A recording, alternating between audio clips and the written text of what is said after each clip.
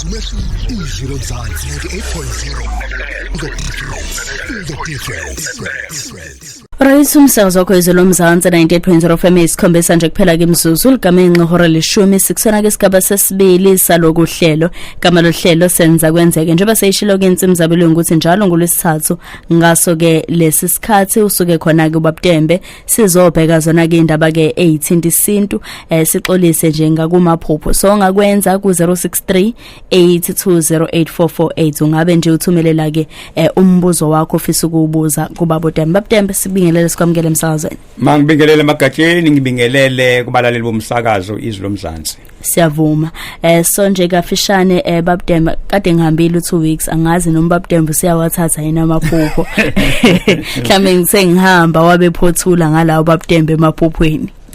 Hayi sibonga kakhulu magatsheni. Hayi isimo sohlelo lethu senjengoba magatsheni ngoba uma bekunomehluko bese ikhuluma phela.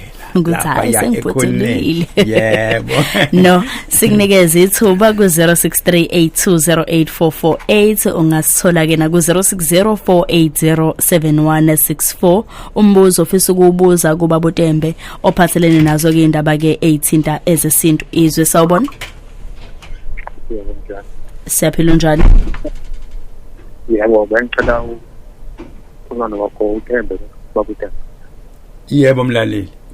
Uma la ukuthi baba mangabe ngiyayizwa nje magatsheni esina ukukhuluma ngaphupho. Kodwa manje ulayini wakho umuhle kahle sithanda ukulahlekelana asikuzwa kahle. Mhlambe baba uThembe mangabe usebenze kanjani mhlambe yathi incedile sokuphupho uthanda umuntu mangabe isofike kuyini mangabe isifike imshanelo nalawo bantu laba asebenza njalo ubona uzobanda kodwa ngenhlanhla ke bese igama ligcwele bese yaphuma ukubuyela emzimbeni wakho isofike yalabo bantu isekuwenza nje mhlambe uzizanya kwetshulwa yini noma uhamba kanjani ngiyabonga baba. Magatsheni angazi noma mhlambe uke wamxosha yini kancane ulayini wakhe ubunge muhle kahle mase ngathi siyafundisela sizophendula mhlambe into engahlangene kwakuhlangana umlaleli ekhaya angazi ke ulayini wakho ubungemuhle okwenza ukuthi singakwazi ukuthi sibe nempendulo ngoba asizange sithole empeleni ukuthi ubume kanjani kusho ukuthi ukuhlupha ke mhlambe lezi zinto zo network zonke lezo zinto ezezuthi mhlambe ungakwazi utholakala e-studio masithole olandela ukuhlumlaleli mhlambe ngabazama ubuye noma athumela umyalezo sizokwazi ukufunda. Right ungathumela umyalezo ku 0638208448 izilomzansi sawubona. Right 0604807164 mlalela simtholanga kahle so siyacela ukuthi uthumelele umyalezo wakho ku 0638208448 izwi sawubona. Yebo nganoma sengazwala. Yebo siyakuzwa ke manje. Ngithi mina baba Ntembe mangabe ufuna ukuthi mhlambe ugijelisa umshanelo ababona labantu laba behlanje isiba umshanelo uyasibona izidumbu zakho ukuthi naku sishiye uyakhuphuka nabo lawo mshanelo kodwa ke bese memeze igama elingcwele bese uyaphunyuka kubuyela emzimbeni wakho basukela abantu laba bezama mhlambe ukwenzani mhlambe basukela ukuthwebula yini mhlambe ukuthi mangabe ungaphunyula kanti gcina wenze njani mhlambe papa masufi mhlawumbe ubuza umlaleli ukuthi ma uthwetshuliwe kugcina kwenzeke njani ubuza lokho mlaleli nanokuhlambe mangabe ufake abantu begibisa umshanelo bendisa ngomshanelo basuke mhlambe dawenzani bese bezama ukuthwebula. Siyabonga mlaleli ngizozama ukuthi ingathi ngikuzwile. Okay. Okokuqala la njengoba sisho ukuthi amaphupho asikafike igelegece kuwona. Kodwa ngangike ngakulayela kancane ngoba sasingene esingenisweni sawo amaphupho sihlukanisa amaphupho, sihlukanisa imibono, sihlukanisa imihlola zonke lezo zinto ukuthi zime kanjani. So sakubalula ke futhi okunye ukuthi uma ngabe iphupho lize ngendlela mhlambe engacacile, uyophahla emsamo uthi bantu abadala kukhona engikubonile kodwa ngizange ngiqonde kahle. Ngiyacela ukuthi ngithole incazelo yakho lokho ke mina ke engikubonile kuba yilokho ke. Ekubeni futhi endulo babekhona abantu ababekwazi ukuchaza amaphupho ukuthi amaphupho anze kanjani, mhlawumbe sekudluleke lapho sesifeke kulesi sigaba ebese usebenzisa mhlambe amanyazangoma azocacisa amaphupho. Ngangikubalulileke lokho malana nomuntu kothwetshuliwe ukuthi mhlambe uma kwenzeka okunye ke futhi okwesithathu ngakunezela khona ukuthi uma ubantu phela begadla kufanele uthole abantu abazoqinisa ukuthi kungenzeki noma yini egazini lakho. Seluleko ke leso futhi esinye ebese sithi ke uma ngabe kwenzekile mhlambe umuntu wathwetshula, igaba zibambili ezifuneka ukuthi silandelwe. Okokuqala funeka nithole inyanga eyazi amakhubalo anamandla okwazi ukuthi nayo futhi imthwebule, imbuyise lapho akho ekhona. Imininingwane nemithetho elandelwayo kuyafana nokuthwebula umuntu entabeni. Mhlawumbe umuntu uthuza uthutshula entabeni ebuye nokwelapha ukufafta ukuthi ke akufane kanjalo kuphela ukuthi ayifakwa lempepho esengikhohlwa igazi igama layo leyo kulanda abantu entabeni. Lokulanda abantu entabeni ayona ke ngafakwa kodwa kufaka amanyazangoma ukuthi umuntu ebuye futhi ekwazi ukuthi ebuyele ekhaya. Uma ngabe kuhlulekeka lapho kufanele ke manje nikwemukele ukuthi mhlambe anisenaye umuntu emhlabeni kunendlela yokumnikela.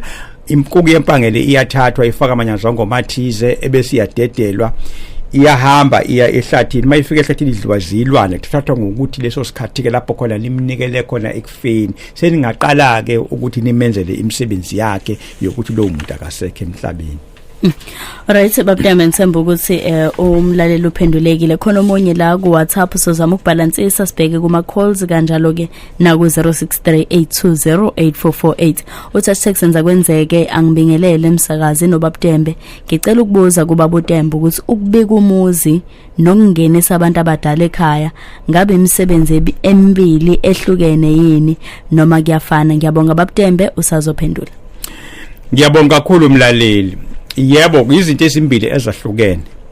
Ukubika umuzi yilo msebenzi owenzayo ekhaya elikhulu la ubikela khona abantu abadala ukuthi umuzi wenu usuyanda.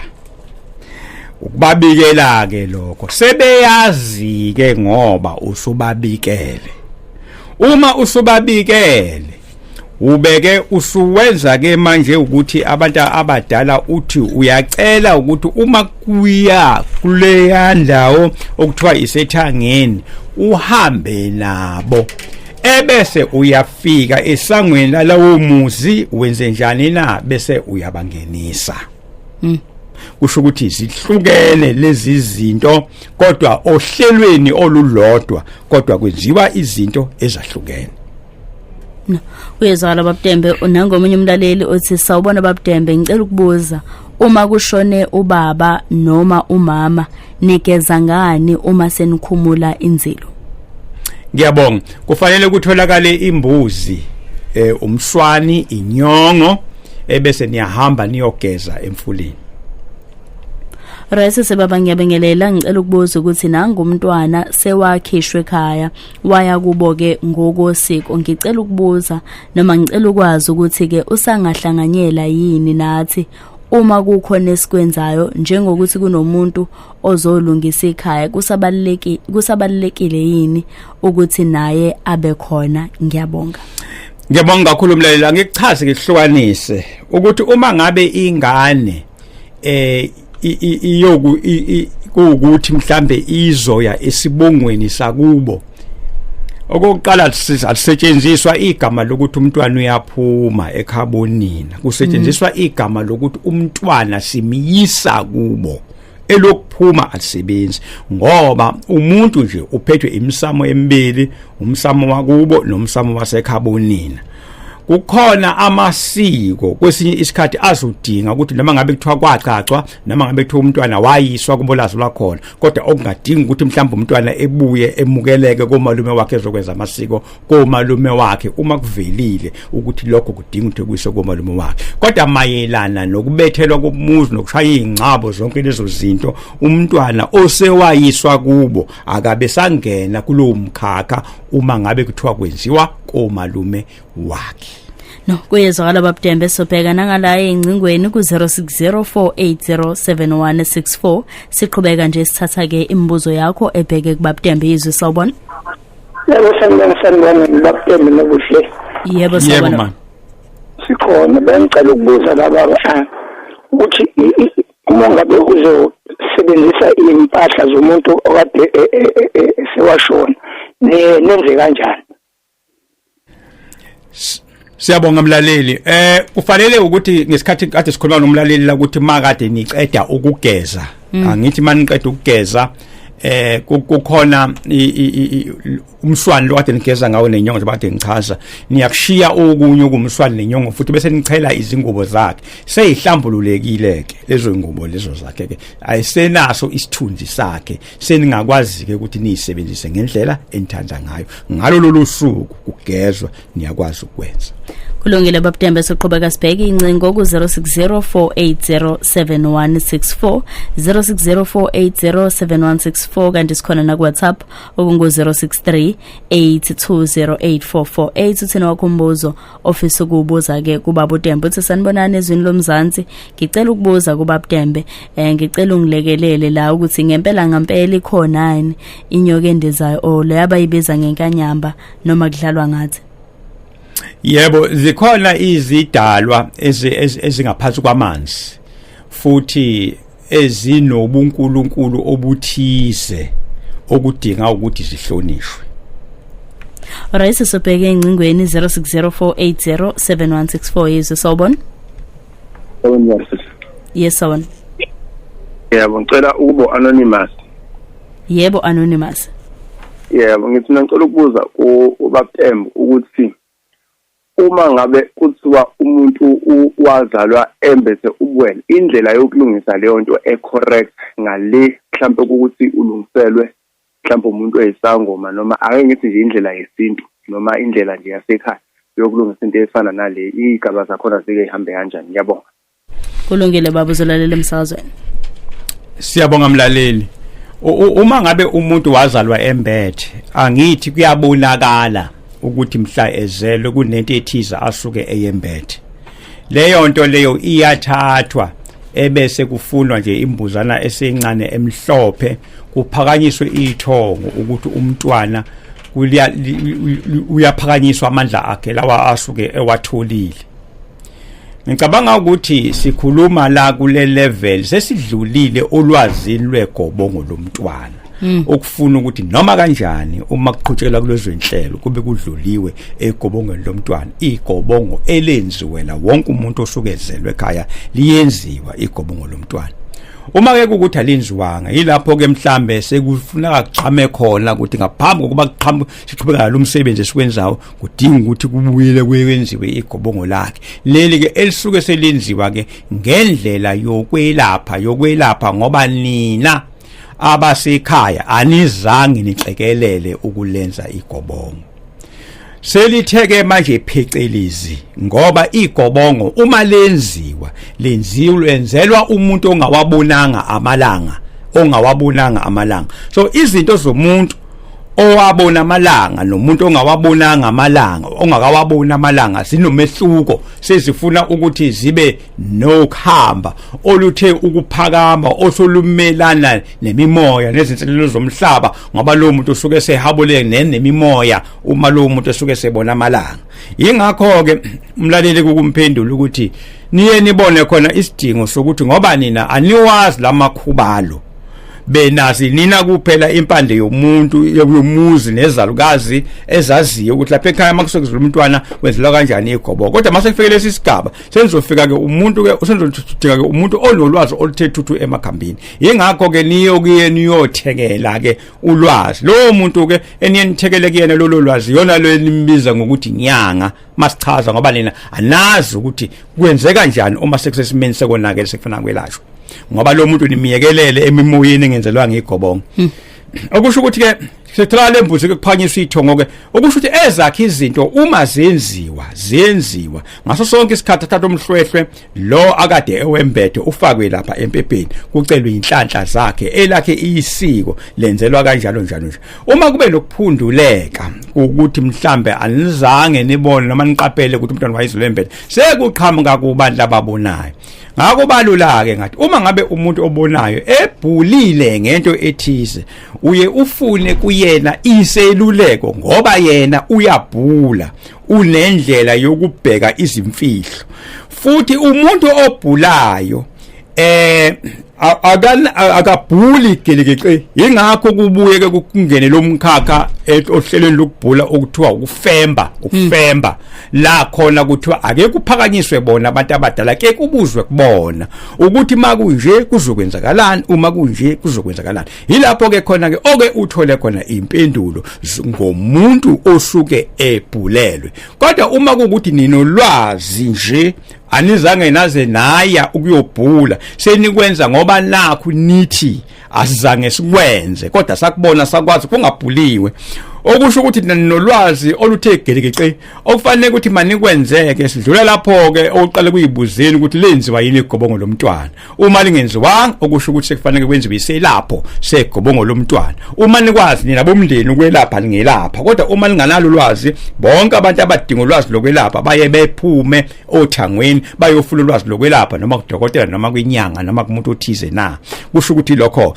lenziweke igobongo lomntwana uma ngabe selenziwe igobongo lomntwana nike senifuna ke imbuzi ke futhi yona le ebese nilenza igobongo nithi umntwana nicela ukuthi ngoba nakho nithi niyabuyisela ingubo yakhe ebese nifuthi niyamembula bese nimbula la nenhlanhla zakhe bese nimenzela nokhamba futhi olunye lokuvula inhlanhla olunye ukhamba ilolu ukuthi umntwana ebelula emqondweni sikhona ke ezinye izinto ezenziwayo umuntu kumvula lezi izinto ezikade zizigulo ngenxa yokuthi yena bekukhaleleka ukuthi awazalwa embethe nokuyezwakala Bab Ntembe sibonge nje kakhulu ngencazelo hopefully nomlaleli obesayibuza ngayo yonke le process ukwazile ukuthi asizakale uthi ngiyabingelela emsakazweni ngicela ukubuza ukuthi umhlonyana wenziwa kanjani kungabe yakwazi yini ukuthi wenzelwe umuntu owumthandazi noma oyisangoma okanye oyinyanga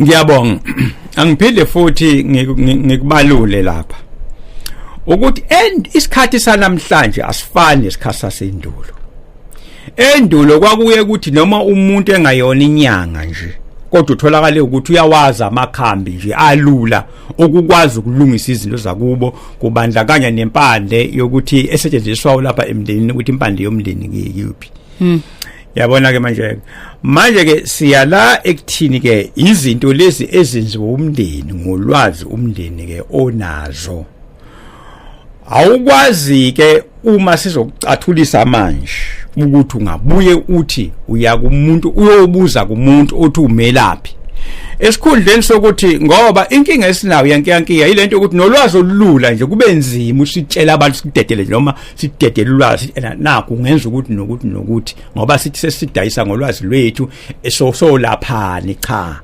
abantu abelashwa ngolwazi olulula abantu bayacetshiswa ngolwazi olulula kodwa inyanga zingena uma sekunzima ekwelapheni nakho ke uma ngabe kuthiwa kwenziwa umhlonyana wenziwa ekhaya kuphela ukuthi kudingeka ukuthi kube khona umuthi obizwa kuthiwa umhlonyana ongawudinga ukuthi yenyangeni odinga nje kuphela ukuthi uhambe uyokhendla ndlela thize nje noma uhambe ehlathini uyowumba lo muthi ubuye nawo uyafaka lo muthi bewukhamba lapho umhlonyana wenziwelana umhlonyana wenziwa ukuthi umntwana ngoba usuke kade mangabe umntwana ezokwenziwa umhlonyana phela usuke engene ensukwini zakhe egonqa endlini kanina uma esephuma uba esehamba ke eyogeza emfuleni ugeza ke ngomhlonyana ngaleso sikhathi akukho alikho elinye ikhambi elidingekayo uma umuntu uthiwa wenzelwa umhlonyana ngaphandle uma kuukuthi lowo muntu wenzelwa umhlonyana sekwadlula isikhathi sokuthi fanele ngabe wenzela kube sekungena kumlulama engihlezi ngaso sonke isikhathi ngikhuluma ngawo kulomsakazo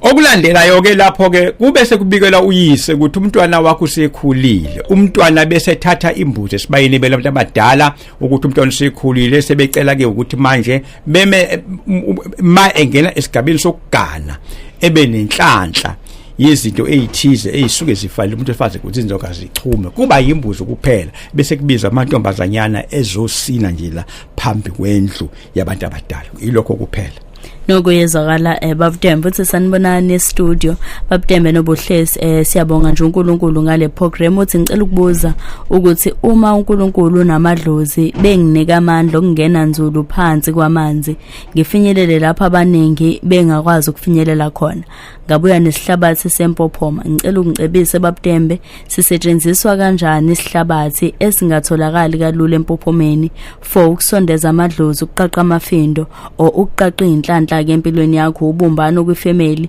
ukuqaqa izinto ezibambezelekile empilweni yakho ngibonge Bab Ntembe usazongiphendula ngiyabonga okokuqala esingakubalula la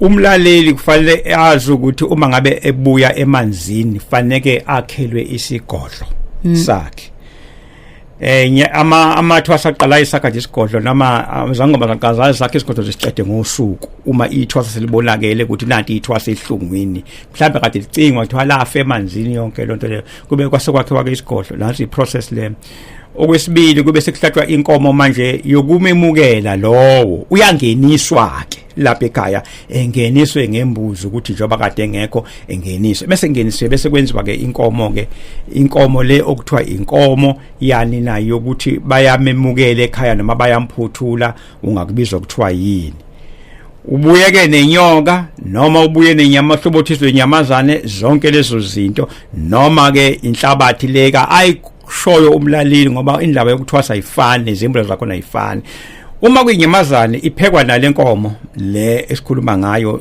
udliwe uyitholile nalo nyoka iphekwa nalo nkomo futhi uyidlile uyitholile ayithulala ukudla kwabantu abayizangoma bese thatha lokhuza leyo nyoka ke bese ifakwa lapha nemsamo njalo uma ngabe kukhona izinto ezizingqinamba sikufike kwangqingetshe kwelaphini uthathe le nkomo bese lesikhumba senkomo noma sesilwane noma isikhumba saleyo nyoka esifake lapha bese ebuza kubantu abadala ikhona lokho kade ngikhuluma ngakho ngithi into esakufemba ekubuzeni abantu abadala kwenze kanjani noma umuntu sokunzima kwelapha imbuzi ke le esikhuluma ngayo lembuzo kumngenisa kufuneka ethathe onke amanyazangoma abomvu wonke amanyazangoma bese ethatha inyongo ekufaka lapha bese kufaka ke la azosebenzela khona bese ethatha ke nalokhu futhi ke akuthuli noma yini ukufaka khona ukuthi uma ngabe ke eseqedile ukuthi mhlambe no bese ngoba inhlabathi uzoyifaka khona enye eyishiye kusho ukuthi uzoyithaka nje nemithi ukuthi mhlambe mayifuna ukufemba bese enye eyifaka kule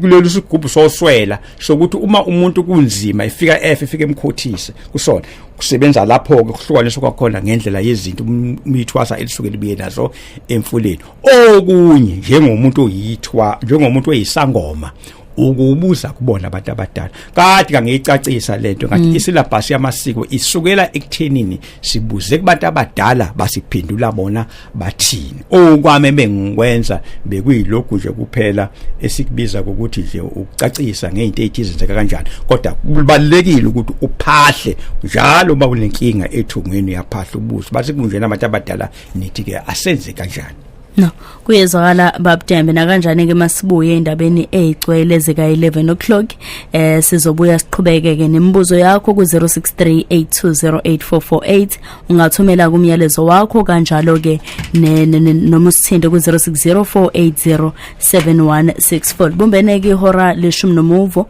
sakazona wakho izilomzansi 98.0 FM sekhona nokuphiwa umntaka masondo nazo ke izindaba zokubumbana kwehora Izwi lomzansi yizwe umehluko. Feel the difference. Right umsakazo kwezelo Mzansi 98.0 FM ishumi nje kuphela kimzuzu libombeni ihora leshumi nomuvo sibonga kakhulu kunokuphiwa umuntu akamasondo na kanjani ke melikamanqe ihora leshumi nomuvo uzobuya nezinye ke izindaba ezifinqiwe sisakusona ke isigaba sesithathu salo ke uhlelo sakhona kuBab Ntembe sibuka zona ke indaba ke ithinte Ezesinthu sikuthatha ke imibuzo yakho lapha ya kuma calls kanjalo ke na WhatsApp siye sik-advise lapha ya WhatsApp ukuthi ke usend umyalezo uzame ke ukusummarize 06382084448 njengamanje sobheka incingo ku 0604807164 yizwe sawubona. Yebo sawubona Buhle njani? Ngiyaphila mawunjani? Ngiyaphila kakhulu ngicela ukungelela la kuBab Ntembe lapha e-studio. Yebo ma siyaphila kakhulu nathi. Yebo. Bab Ntembe sengikhathazeke kakhulu ngane yakithi. Lento yangiqala ngisemncane.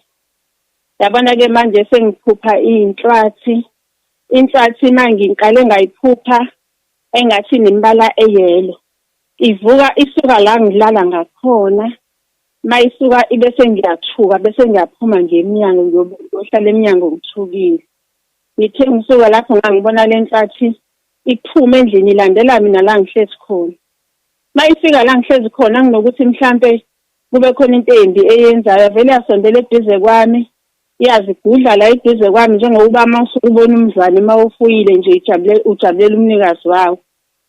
So emva kwalokho ngibese ngiyibrasha ngiyibrasha ngathi ngoba yavele yafike yakhukhuma la phakame inhlathi. Ase ngiyibrasha yasiyehlika yehle. Emva kwalokho bese ngiba semakhaya futhi mangisemakhaya ngiphuphe futhi semiyona lenhlathi nombalo yelo. Ilapha emqadini phezulu kwendlu ngaphakathi endlini.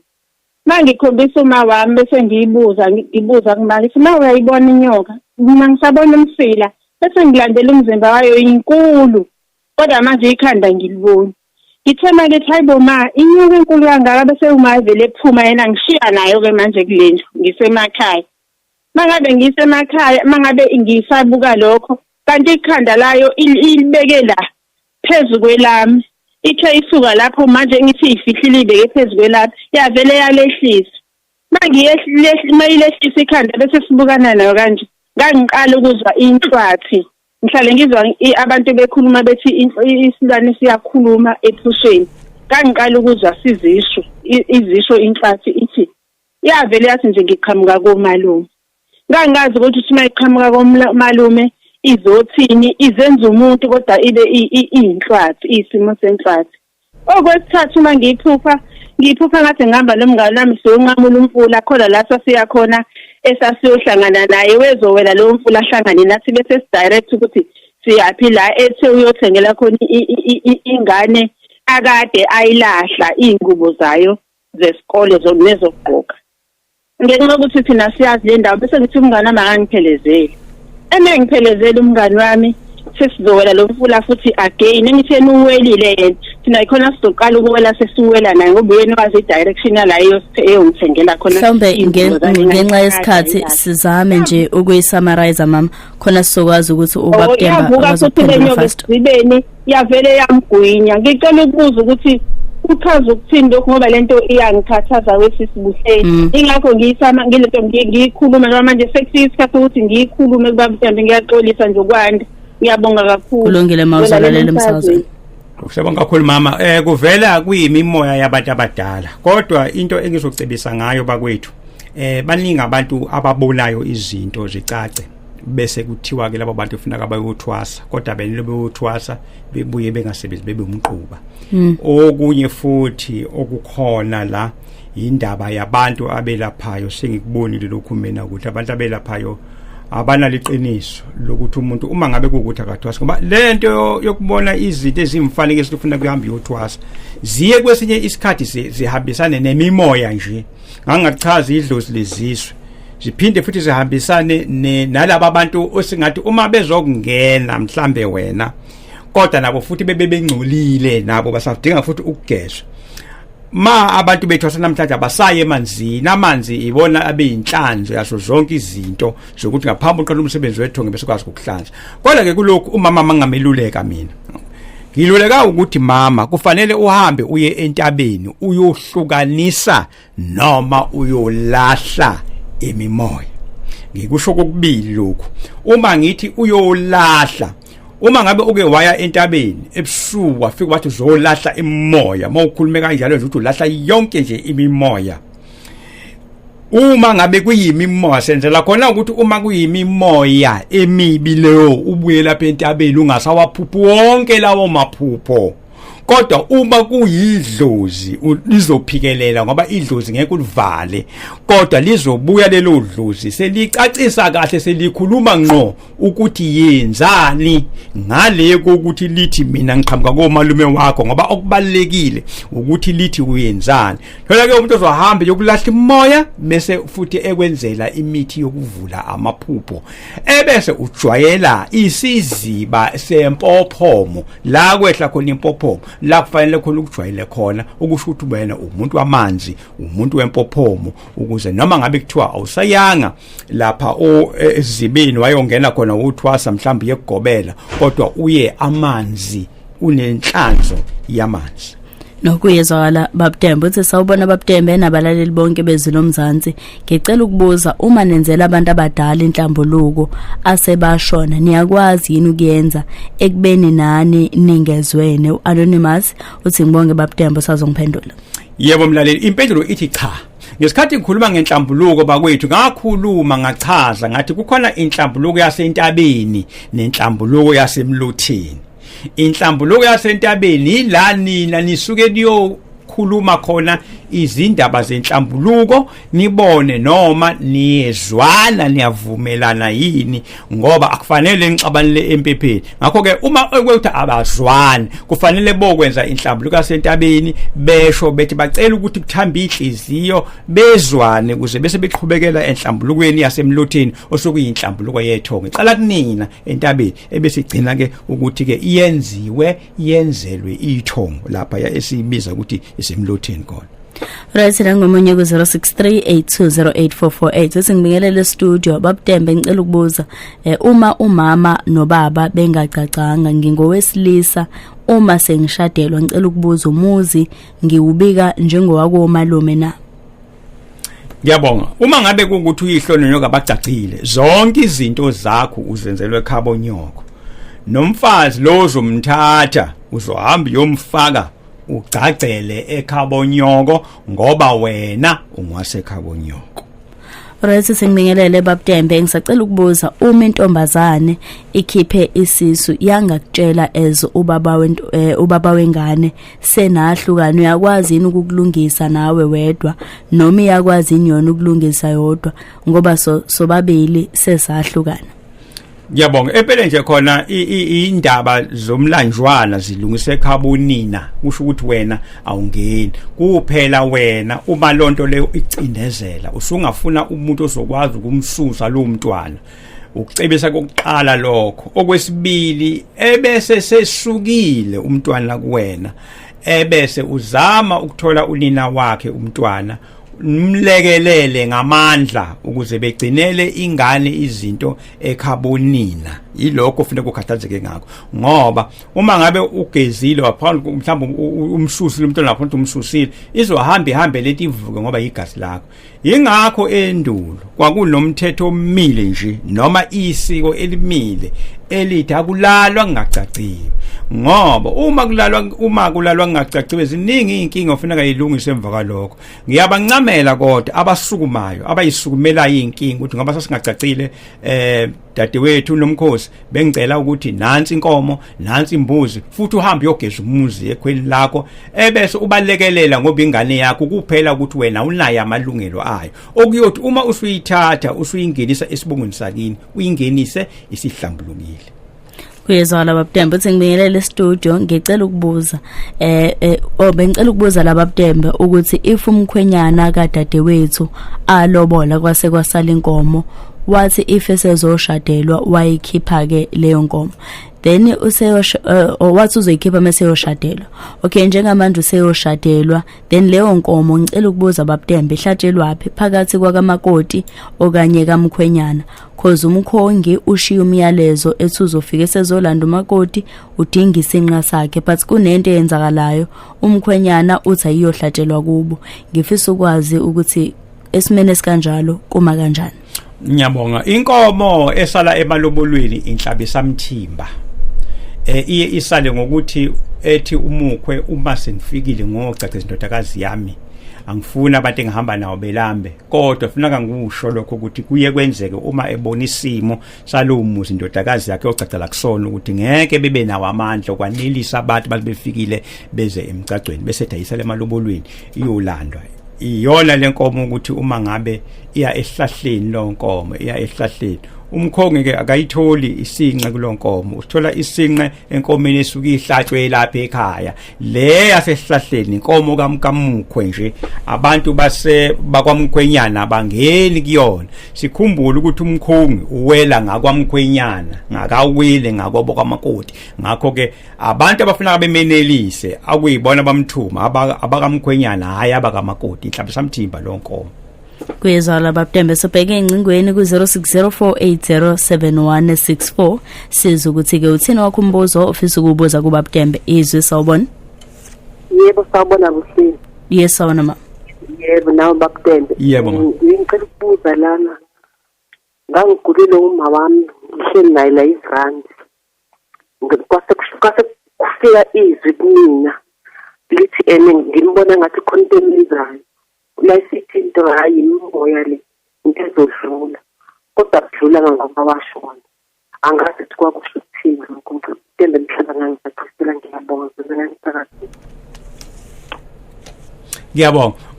Uma ngabe umuntu ongasekho ebuya egula amaphupho kodwa lawa Buhle esimane sesiyangena nje msani kusilinga abalaleli. Ngiyabona nameza ngeindlela eziphansi zamaphupho. Ya noma nami ankokodile emaphusheni kodwa njengomuntu omZulu ngiyazi phela ukuthi izinto ezithize zima kanjani uma ngabe umuntu umphupho esashona bese futhi noma mhlambe ekhulume ethi usazoshona kusho ukuthi uhambe kukhona izinto ofuneka zilungiswe ngaphambi behambe sengiyayivala ke indaba yamaphupho manje Buhle simaka amaphupho nje sizocela umlaleli ukuthi cha asimbuyisile eceleni ngoba lolu hlelo luqondene nabantu bamasiko ngoba vele isikhathi sabo leso ukuthi bezuze abafuna ukuzenza emakhaya hayi amaphupho cha njengoba besisasho yabona intshontsho shange iphansi ngendlela ethe ucasha kancane so njengoba sisasho ukuthi uBab Ntembe akaphothuli kwezamaphupho so siyacela khona sokwazi ukuthi sikhave wonke umuntu ofisa ukubuza izinto eziphathelene namasiko angasali ngaphandle ebanjezelwa amaphupho 0604807164 yezwe sawubona njani siyaphila kanjani ukhuluma noMama Mdludla la eGreenwood Park. Yes Mama Mdludla. Bengicela ukubuza kuBab Ntembe ukuthi angakwazi uma ufuna ungenisa abantu abadala ubafaka konke njani. Ngiyabonga mama ukungeniswa kwabantu abadala kuyimkhakha ehlukene kukhona lokhu kungeniswa uthi ukungeniswa kwabantu abadala usho ukukhuluma wena ngethongo lasekhaya uyahamba uye ekhaya elikhulu kade siyichaza manje lento emoyeni ufika uyobika uthi kwanda umuzi ngembuzi ebese uthatha lokho noma ngabe umkhona noma uthi uhlangothi kuya ukuthi abantu banivuma kangakanani ngalohlangothi wasekhaya niyathatha nahamba nako nifika lapha niye esangweni nifike nibageze abantu abadala bese bengena ngaphakathi mabengeniswa funeka kube nesilwane sokubangenisa ebese ubanikeza isithebe ngaphakathi. No kuyezwala Bab Ntembe mhlambe makwenzeka ukuthi uke wakuphutha kancane lo muzi because uBab Ntembe uke wathi ukunaba kabanzi uzokwazi ukuthi uyithole impendulo lapha ya kuma podcast because uke wanaba nje kabanzi ngakungeniswa kwabantu abadala so sesikusenza kwenzeke Bab Ntembe nawe Buhle ngicela ukubuza nangumama wengane useshadile kodwa nothi nobaba wengane usethola isokelisha laseliyamshada kuthe eseshadile wahamba naye ingane manje baba wengane ufisa ukuzoyikhokhela ingane ayithathe ayise sibongweni sakubo senza kanjani. Ngiyabonga kulula nje emnewethu ukuthi uye ekhabonina bomntwana wakho kubo kweex yakho mangabe kanjalo uyoxoxisana nabo ukuthi ufisa ukuthi umntwana ugcina imfanelo bese uyamngenisa esibongweni sakini ludaba lola lomkhwenya wabo ibona bazoxazulula bebone ukuthi benza kanjani ngoba umkhwenya wabo ukusho ukuthi ubekusebenzela wena wazi la waqeda wakhohlwa ukondlela ingane yakho into eyichilo nehlazo asizameni bakwethu ukuthi ingane sizondle noma singenalutho ke apha simsebenza sivuma kodwa ingane yakho hlupheka nayo ingane yakho nje hlupheka nayo. Right, sisobheka la ingcingweni 0604807164 izwe sawubona. Yebo sanibona ubaba uThanda. Yo. Ngicela ukubuza ukuthi sesageza kade kushoniwe. So manje sangayichelela impahla ngomswane nyongo. Siyini ngasiza enye before sibenzise impahla. Ngiyabonga. Thathani inkukhu emhlophe nikhipha inyongo ngoba ke sekwadlula angithi seyisinza lento yokulandelela ngemuva bese nifaka ubuhlalo obumhlophe noma yishumi bese niyayichela impahla bese niyayisebenzisa. Nokulungele soqhubeka Bab Ntembe sibheke neminye imibuzo kule mzuzu nje emine esele 0604807164 uthini wakho umbuzo ke officer ukubuza kuBab Ntembe izwe sawubona. Izilo mzansi sawubona. Sawubona. Yebo sawubona baba. Yebo. Ngicela ukubuza kuBab Ntembe. Ngasashonela umama la ekhaya so umama samfihlela kamshongo akukhona esibongweni saka mama ilapha ugogo ashadela khona. So maya ngani noma mhlambe ku wrong kanganani lokho. Siyabonga mlaleli okusho ukuthi namngcwaba endaweni engafanele nokho ke indlela yokulungisa ukuthi nihambe nimlande ngehlahla ebese nizomfaka kini ngaphambi kokuba nimenze noma ke angisazi noma uthi umlaleli ekhabo uma wekwakho uma ngabe ukuthi uma wakho abashadanga noma ngathi kodwa la asithi nje ngoba nginama ngisanakanga kahle umlaleli othe umama ubhilo ngakuphi kodwa la unomfhatha ngehlalo mahlakosi nimfake la ongowakhona la kufanele enze khona izinto zakhe bese kuyimani menzele imisebenzi. Right, Bab Ntembe sesigoqa nje sosasalombuzo wogcina uthi sanibonana ezweni lomzansi ngikhulele komalume kodwa ngikhuliswa umama engekho umlekelelayo umama so sengicela ukubuza umama waphuma ekhaya wathola inxiwa uma sengikhokhelwa imali yelobolo ngicela ukubuza ukuthi ke ubani ozoyithatha kodwa umama usakhona. Uma ngabe ulotsholo komalume wakho ibona abamele uyihlokanyoko ibona ke abazothatha amalobolo benze onke amasiko ekhabonyoko ebese ke beyakhipha futhi yocaca ngoba indaba yokudliwa kwengane akuyona into ekuqaguliswana ngayo. Nami nje mangithola ingane noma ngabe ethe yakuphi ngingayondla ngiyondle ngethemba lokuthi ngiyobusisa uNkulunkulu ngoba ngisiza ngesizulu usizo alidayisi. Kunjalo Bab Ntembe ogcina ngci kule mzuzu emibili esele ngiyabona imiyalezo eminingi kakhulu uthi ngiyabingelela umama wami washona engabuvumanga ubungoma manje kuthiwa kumele simngenise ebungomeni ngendlela yakhona azaphothule manje ngicaka ukuthi yonke le process sobe siyenze kanjani. Ngiyabonga angiphinde futhi ngisho ukuthi obhulile uyena enthola kuyena umhlahlandlela kodwa mina ngizophawula kuphela ngokujwayelekile ngoba kufike kubuza umuntu kanti impendulo ifuneka iye kuyena bese kubuya futhi kusizakala nabanye abantu ngolwazi nje enguluvezayo. Wena mlaleli iya kuwo umuntu obhulile uthola umhlahlandlela ngokolwazi ojwayelekile uma kukhona umuntu ongaza okwafanele ethwasa ekhaya wangathwasa noma kwafanele ephathe ikhwama wangayiphatha zidlulela komunye umuntu ophilayo bese kuthwasa yena kodwa okwakho ngiyaphinda futhi hamba ukubuza lapha ya obhule khona. Right, Bab Ntembe sesifike emaphethelweni alokuhlela umunye nje kuphela umzuzu osele ngaphambi kokuthi siye lapha ya kuma news headlines ehlamba umlaleli onombuzo osalile ofisayo ukuqhubeka axoxe noBab Ntembe obonayo ukuthi no lwesithathu ngathi kude kakhulu. Bab Ntembe sicela usiphe nje inamba otholakala kuyona. Ngiyabonga kakhulu inombolo engitholakala kuyona ithi 082 597 6669 082 597 6669 ake ngenze kanje ngoba abantu bababaningi kakhulu Buhle abafonayo begcina abanye abantu bengangitholi mhlawumbe uyaringa ucingo ngala mhlawumbe ngisabamba ucingo lama mhlawumbe ngisaxoxa nomunye umuntu mhlawumbe ecele ngoba ngihambe ngimiswa zonke indlela mina mawabonakala mina manje ke angithi ke into engizoyisho abantu abafuna izixazululo hayi abantu ababuzela ulwazi ifisa ukuthi befone ngo4 kuya ku 5:30 namhlanje ngizobanikeza leso sikhathi befone ngizobe ngihlalele bona ngizobe nje ngiyeke yonke into ngoba nokusolwa kuthiwa mina angibezakanaka abantu kanti umthamo bengicela ukuthi abafuna izixazululo ezokuthi bafuna ukwenzani bazoyenza kanjani